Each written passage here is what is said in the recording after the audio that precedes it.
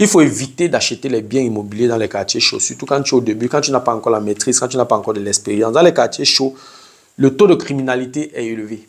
Oui. Le nombre de personnes qui vivent du social dans les quartiers chauds est également élevé. Les parents comme enfants, tu as parfois 3-4 générations dans le même quartier.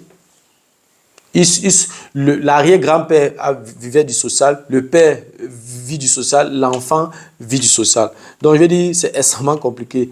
Et ces zones sont souvent très, très bruyantes. Donc, il faut faire extrêmement attention. Dans ce genre de zone, le taux de chômage est également très élevé. Donc, si tu arrives dans une zone où le taux de chômage est élevé, c'est très bruyant, voilà, il y a la criminalité, vraiment, tu ne peux pas chercher quoi là-bas, surtout si tu es quelqu'un qui ne t'y connaît pas. Parce que acheter un bien dans ce genre de quartier, ça veut dire que il faut te préparer à beaucoup de problèmes juridiques. Et vraiment, si tu n'as pas, voilà, un support juridique assez solide, ça va être extrêmement compliqué. Voilà, donc ces quartiers regroupent beaucoup de locataires nomades. Beaucoup. J'ai parlé dans une vidéo, on parlait de 15 000 nomades sur 82 millions d'habitants en Allemagne. Pour ceux qui ne connaissent pas ce qu'on appelle nomades, ce sont les locataires qui dérangent, les locataires qui ne payent pas le loyer. Le locataire qui paye un mois, il fait encore 6 mois avant de payer l'autre. Les locataires qui sont constamment en train de se plaindre, qui vont t'amener au tribunal matin, midi, soir et tout. Au lieu de vivre dans le bien que tu as mis à sa disposition, il va passer sa vie qu'à t'amener au tribunal parce qu'il sait que le locataire est protégé en Allemagne. Donc, ces quartiers regroupent beaucoup de locataires nomades qui ne payent pas leur loyer et qui te détruisent le bien. Parce que ne pas payer, c'est une chose, mais détruire encore le bien, c'est encore autre chose. Donc, non seulement tu as une perte, tu n'as pas de revenus locatifs, mais il te détériore le bien où tu vas encore investir pour moderniser. Donc, c'est extrêmement grave.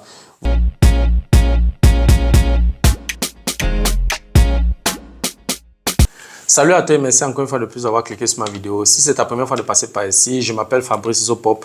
Je suis ingénieur en génie mécanique et en même temps investisseur immobilier depuis plusieurs années déjà. Dans cette chaîne, je parle de deux thèmes. Je parle d'intelligence financière, je parle d'investissement immobilier. Voilà, si ces deux thèmes t'intéressent, abonne-toi tout simplement à cette chaîne pour ne manquer aucune vidéo. Et si en plus de ça, tu actives la cloche de notification, alors tu recevras de manière automatique une notification lorsqu'une nouvelle vidéo sera publiée. Voilà, si entre-temps tu as des questions, des remarques, des suggestions, des critiques ou alors des propositions d'amélioration, n'hésite pas à m'écrire en commentaire. Un like me ferait énormément plaisir. Si tu as besoin de mon expertise, tu peux me contacter à tout moment via les coordonnées qui s'affichent à l'écran. Tu peux également me recommander auprès de tes prochains pour leur permettre de profiter également de mes connaissances. Quand je parle de connaissances ici, je parle d'accompagnement dans l'investissement immobilier, je parle d'accompagnement dans la fiscalité immobilière, je parle de formation immobilière qui peut être en présentiel, qui peut être virtuelle. Voilà, si tu aimerais mettre de l'ordre dans tes finances, tu peux également me contacter. Si tu as déjà investi dans l'immobilier et tu aimerais faire grandir ton patrimoine immobilier, tu peux également me contacter. Si tu as des proches qui aimeraient investir dans l'immobilier en Allemagne, qu'ils vivent en Allemagne ou pas, tu peux également me mettre en contact avec eux. Voilà, dans la vidéo d'aujourd'hui, nous allons parcourir les biens immobiliers que tu dois absolument éviter. Beaucoup de personnes font des erreurs, ils se lancent dans l'immobilier comme ça, aveuglement, sans avoir la connaissance, sans se faire accompagner et tout. Et puis achètent des biens qui vont plomber leur situation financière. C'est très dangereux. J'ai apporté donc dans la vidéo d'aujourd'hui, voilà, quelques biens immobiliers que tu dois absolument éviter. Donc c'est très intéressant. Assieds-toi convenablement. Si tu veux en savoir plus, reste scotché. La suite, juste après le générique.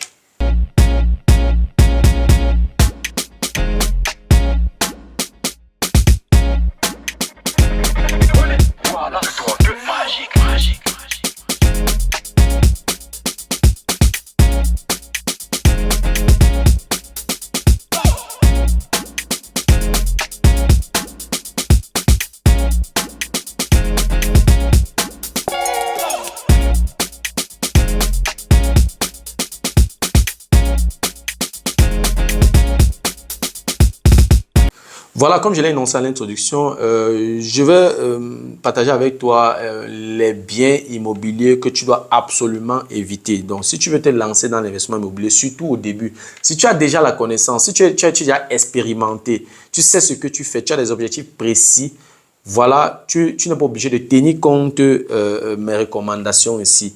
Mais c'est beaucoup plus valable pour ceux qui sont encore au début dans les investissements. Quand je parle de début, je parle de 0 à 10 biens. Quand tu n'es pas encore solide sur le marché, il y a les biens immobiliers que tu ne dois même pas regarder. Tu ne dois même pas regarder. Ça, c'est les biens immobiliers pour des personnes déjà expérimentées. Je parle par expérience. Je parle par expérience. Moi-même, je suis tombé sur un bien. Dans mon portfolio, il y a également un bien comme ça. J'ai dû donc adapter ça avec la connaissance que j'ai, avec mes expériences, avec mon expérience, j'ai dû adapter ce bien, sinon je ne pouvais pas m'en sortir. Donc, il y a les biens immobiliers que tu dois absolument éviter. Voilà, le premier bien immobilier que tu dois éviter, ce sont les biens immobiliers dans les grands immeubles ou dans les gratte-ciel. Ce que tu dois savoir, c'est que si tu achètes un appartement dans les gratte-ciel, tu vas te rendre compte que les frais d'entretien sont très élevés. Même quand tu regardes l'offre sur Internet, quand tu regardes déjà le montant de copropriété, tu vois déjà comment c'est élevé. Ça peut déjà faire un tic. Donc, tu dois causer avec l'administrateur de ce bien, poser toutes les questions par rapport à l'entretien de ce bien avant de commencer même à faire les recherches dans ce sens. Les frais d'entretien dans les gratte-ciel et dans les grands immeubles sont très élevés. Les frais de copropriété sont très élevés. Et dans ce genre de bien, il y a toujours quelque chose à dépanner dans l'immeuble. C'est-à-dire que c'est quand même incroyable. C'est-à-dire par expérience, je parle là par expérience, il y a toujours quelque chose à réparer. Parfois même, tu vas même te rendre compte que les frais de copropriété sont souvent supérieurs même à 50% du loyer. Tu vois, je parle du loyer sans charge. Tu vas voir un bien immobilier dont le loyer sans charge est 400 euros et les frais de copropriété s'élèvent à 350 euros ou bien à plus de 400 euros même. Ça, c'est incroyable. C'est typiquement les appartements dans les gratte-ciel. C'est comme ça. Donc, tu as les frais de copropriété qui sont parfois supérieurs à 50% du loyer de ce bien immobilier sans charge, ce qui est énorme.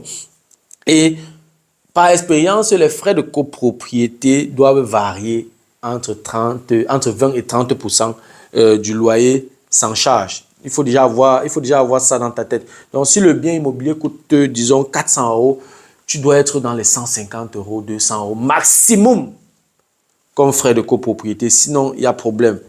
Sauf si dans ce bien, tu as trouvé un bien simple, oui, normal, pas un gratte-ciel, pas dans un grand immeuble, oui, que peut-être dans 2 ans, dans 3 ans, on doit changer la toiture. Et là, l'administrateur du bien a dit, OK, pour qu'on puisse changer la toiture, ça va coûter peut-être 60 000 euros, 80 000 euros. Il va falloir qu'on augmente un peu les frais de copropriété pour un temps, pour pouvoir, n'est-ce pas, financer ces travaux d'assainissement et maintenant par la suite, donc, réajuster de nouveau le montant de copropriété. Mais sinon, ça varie toujours entre 20 et 30%. Voilà. Bon, il peut arriver que tu trouves un bien intéressant dans un gratte-ciel ou bien dans un grand immeuble. Là, maintenant, tu dois regarder de plus près. Et si tu n'as pas la compétence, tu n'as pas l'étoffe qu'il faut, va te faire conseiller. Comme j'ai dit, les biens dans ce genre d'immeuble, c'est pour des personnes expérimentées, pas pour les débutants. Il faut que ce soit clair. Voilà. Désolé pour l'interruption. J'organise un workshop sur la fiscalité immobilière le samedi 19 octobre 2024 à Münster. Et la formation aura lieu de 9 h à 18 h. Et pour cette formation, j'ai prévu 2 pauses, une pause de 45 minutes et une pause de 15 minutes. Voilà, dans cette formation, nous allons parcourir les avantages fiscaux, nous allons parcourir les astuces légales et je vais te présenter quelques secrets. Comment faire pour réduire ta charge fiscale. Nous allons parcourir également quelques erreurs à éviter. Il y a beaucoup d'erreurs que tu peux commettre lorsque tu ne t'y connais pas dans la fiscalité immobilière. Tout commence déjà dans le certificat de vente. Il y a des mentions que tu dois faire dans le certificat de vente. Pendant cette formation, je vais te montrer exactement ce que tu dois mentionner dans le certificat de vente pour profiter au maximum des avantages fiscaux. Nous allons également parcourir les paramètres et les calculs. Nous allons faire des calculs ensemble. On va prendre des exemples, on va faire des calculs. Ensuite, je vais te présenter des exemples pratiques. C'est-à-dire à partir de mes consultations, de mes accompagnements et à partir de mes biens immobiliers, moi-même, on va parcourir ces exemples pratiques. Voilà, pour qu'à la fin, tu sois affûté. Parce que l'objectif de cette formation, c'est qu'après cette formation, que tu sois capable de faire ta déclaration d'impôt en utilisant le levier de l'immobilier pour réduire ta charge fiscale de manière considérable. Et je ne te transmets pas ce que j'ai lu ou bien ce que j'ai regardé ou bien ce que j'ai entendu. Je te transmets ce que je fais tous les jours. Voilà par exemple mes restitutions fiscales les 2 dernières années.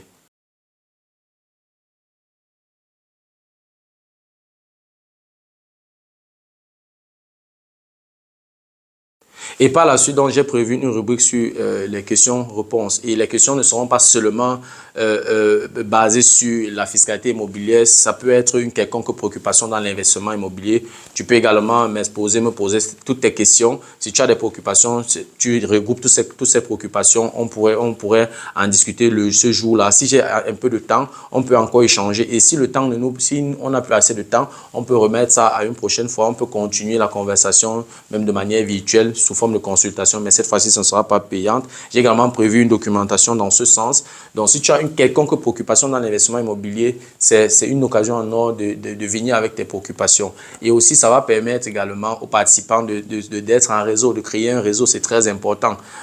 Normalement, si vous voulez investir dans l'immobilier, il faut être en réseau parce que tu ne peux pas être partout à tout moment.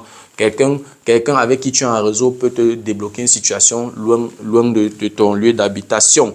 Le workshop va coûter 1 000 €, y compris le repas et la boisson. Le repas et la boisson seront offerts par Imogénie Academy.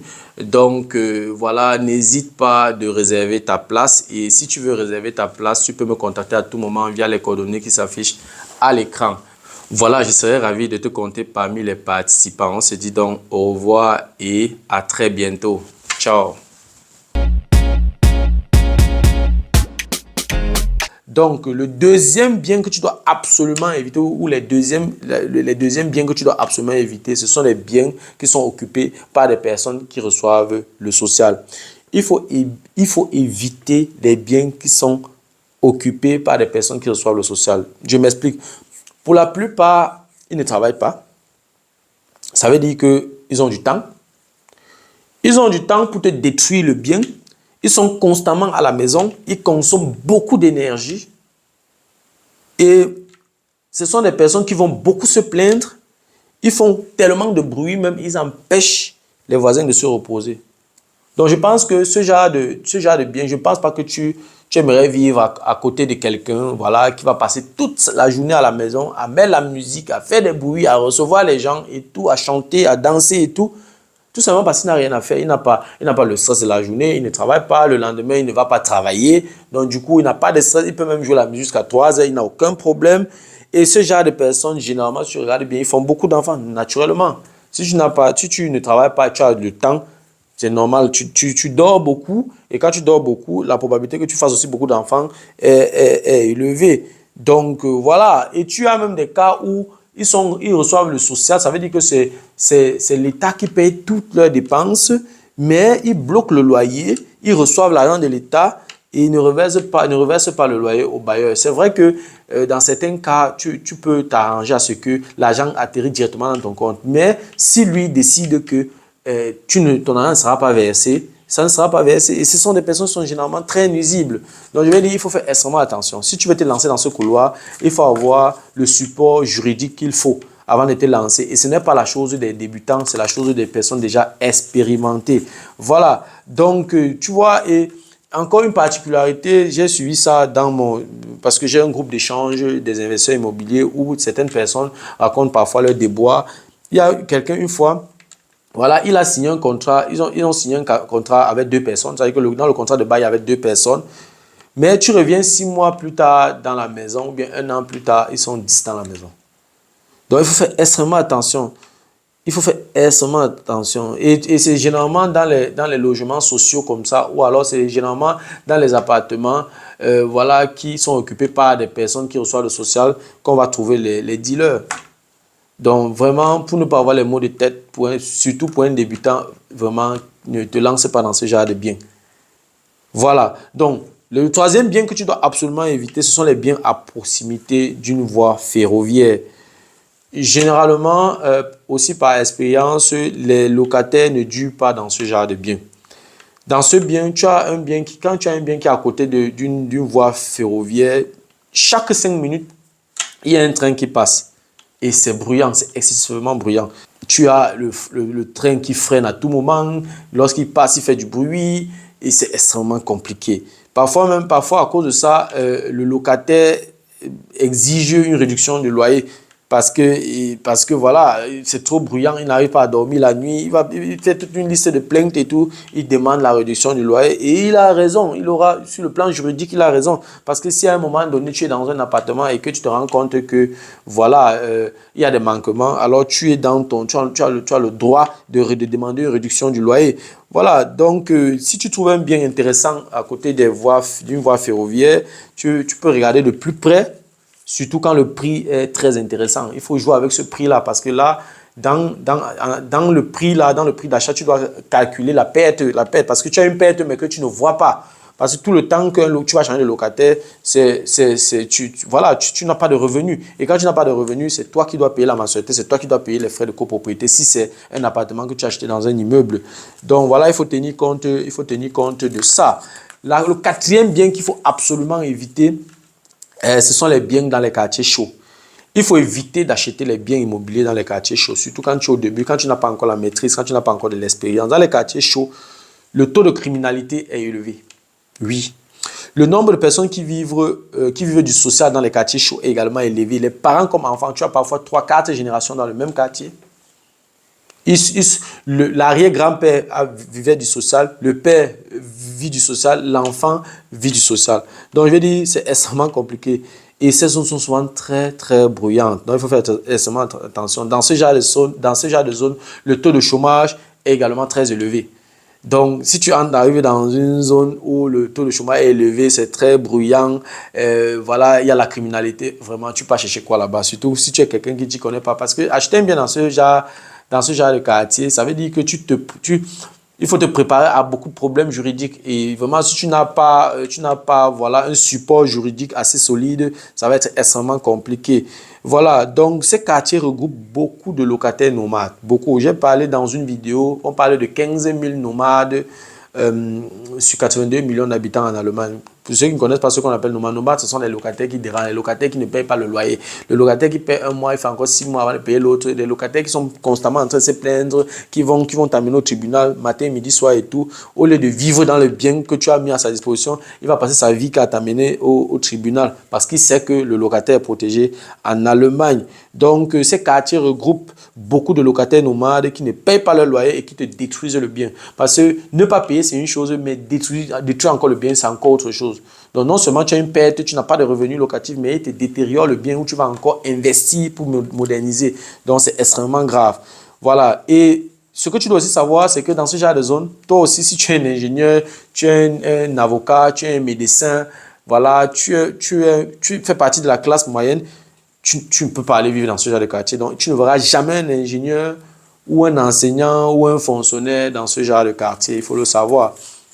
En tout cas, achète un bien immobilier où tu peux loger un membre de ta famille sans problème. C'est-à-dire que lorsque tu décides d'acheter un bien immobilier, si toi tu ne peux pas vivre à l'intérieur, parce que tu ne peux pas, tu vas acheter un bien immobilier, tu vas vivre. Si tu vas acheter peut-être un bien immobilier pour un étudiant, voilà, ce n'est pas un bien où tu peux vivre. Donc du coup, mais si tu peux mettre soit ta petite soeur, ton cousin ou ta fille dans ce bien, tu achètes. Donc avant d'acheter un bien, rassure-toi, pose-toi la question, est-ce que je peux faire vivre un membre de ma famille ici? Si oui, tu achètes. Là, tu sais que là, voilà, tu vas avoir un bon locataire. Le cinquième bien qu'il faut absolument éviter, ce sont les biens immobiliers trop anciens. Quand un bien immobilier est trop ancien, c'est aussi dangereux. Il faut éviter d'acheter les biens immobiliers qui sont trop anciens. Dans ce bien, il y a les dangers d'humidité dans la cave. Surtout quand tu achètes un immeuble. Les immeubles de 1800 et tout le 1800 là, sont des vieux immeubles qui ont souvent trop de problèmes. Il y a les problèmes d'humidité dans la cave. La ventilation n'est pas optimale.